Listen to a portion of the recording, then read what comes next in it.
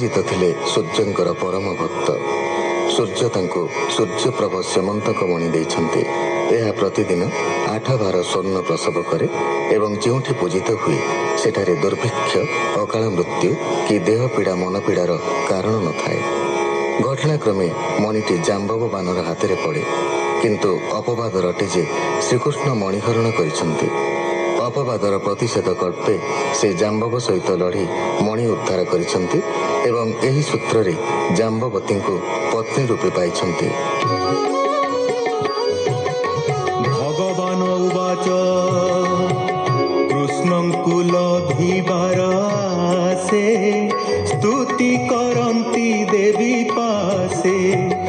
ଏମନ୍ତ କହୁଁ କହୁଁ ଜନେ, ଗୋବିନ୍ଦ ମିଳିଲେ ଭୁବନେ। କନ୍ୟା ସହିତେ ଭଗବାନ, ଘେନାଇ ଅମୂଲ୍ୟ ରତନ। ହରସ କରି ସୁର ନର, ବିଜୟ କଲେ ଚକ୍ରଧର। କନ୍ୟା ସହିତେ ଦାମୋଦର, ପ୍ରବେଶ ଆପଣା ମନ୍ଦିର।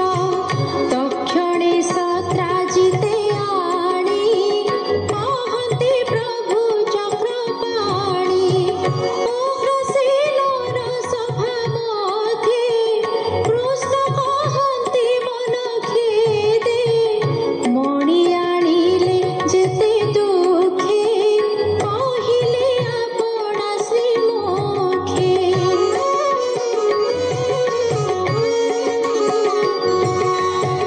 ମଣି ତାହାର ପରେ ଦେଇ, ପୁରେ ମିଳିଲେ କୃଷ୍ଣ ଯାଇ।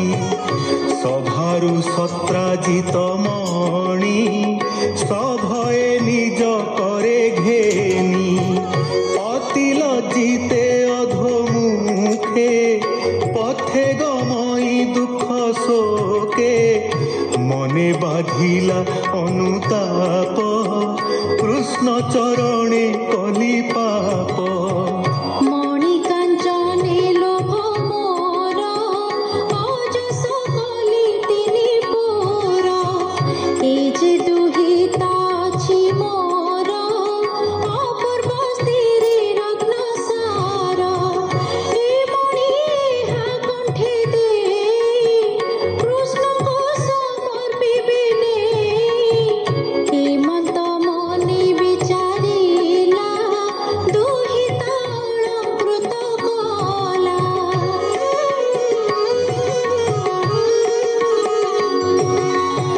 କନ୍ୟାର କଣ୍ଠେ ମଣି ଦେଇ, ମିଳିଲା କୃଷ୍ଣ ପାଶେ ଯାଇ। ଅଞ୍ଜଳି କରିବେନି କର, କୃଷ୍ଣଙ୍କୁ କହଇ ମଧୁର।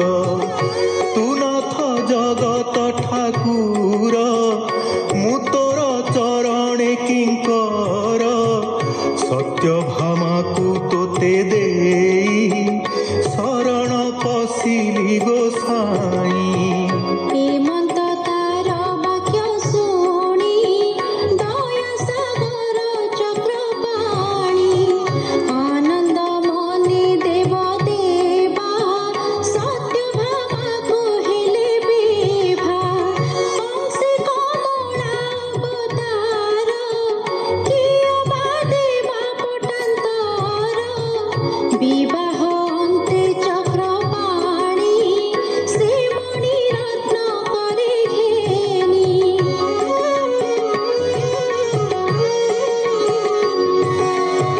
ସତ୍ରାଜିତର ମୁଖ ଚାହିଁ, ବୋଇଲେ ମଣି ନିଅ ତୁହି। ଏ ସୂର୍ଯ୍ୟ କଣ୍ଠୁ ଅବତରି, କେହା ପାରିବଟି ଧରି। ରବି ଭକତି ତପ ଫଳେ, ତୁ ଏହା ଧରି ପାରୁ ଭଲେ। ଏ ପାପୀ ଜନଙ୍କୁ ନ ସହି, ଏ ମଣି ଥାଉ ତୋର ତହିଁ। ମଣି ପ୍ରସାଦେ ମୁଁ ବିହରି, ବିଭା ହୋଇଲେ ବେନି ନାରୀ।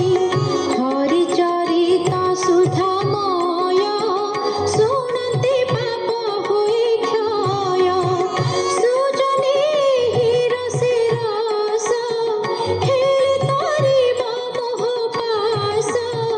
बोलई दास जगन्नाथ गीत विनोदे भागवत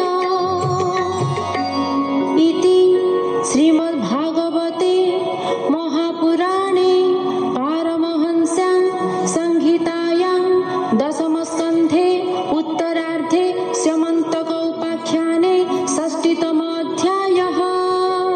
शुक उवाच शुण परीक्ष नरनाथ द्वारकापुरे उपगत कुरुनगरु दूत बेगे कहिला रामकृष्ण आगे जानती प्रभु देवराय भले अछंती पंडुपये जतुर घरे पंचभ्रात जननी तुले हेले हत शुणी विकल वसुदेव भुवने जेते कजादव विषादे करंती रोदन राम गोविंद दुख मन शोक निबारिबेनि भाई रथे बसिले सज होई द्वारकापुरे तिनि जन विचार कले कमन गगने अस्त हेले भानु अक्रूर तुले सत धनु कृत वर्मांकुराई धीरे विचार कले कसरे देख ए पापी सत्राजित अन्याय कला विपरीत सत्य भामंकु देवा पाई बरिला सत्य वाक्य देई एबे आम्भंकु निंदा कला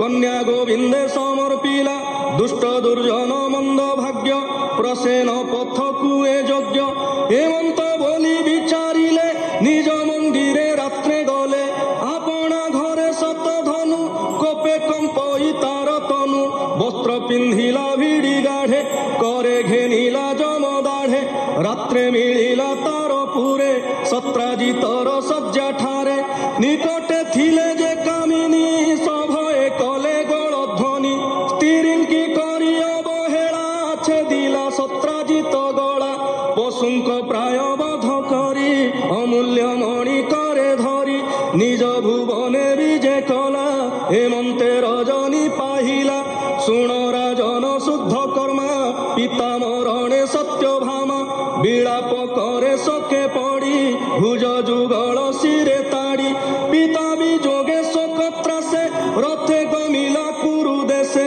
पिता विजोग दुख बही चलंते दिग नदी सई हेमंते सत्यभामा जाई कहंती कृष्ण मुख चाही भोनाथ सत धनु चोर बधिला पियर मोहर घरे पशिला शस्त्र धरी पशुर प्राय बध करी अमूल्य मणि घेनी करे पलाई गला अंधकारे सत्यभामार मुख चाही रोदन कले बेनि भाई दारुक बाह धातिकारे कृष्ण बोलंती कोप भरे सत धनुर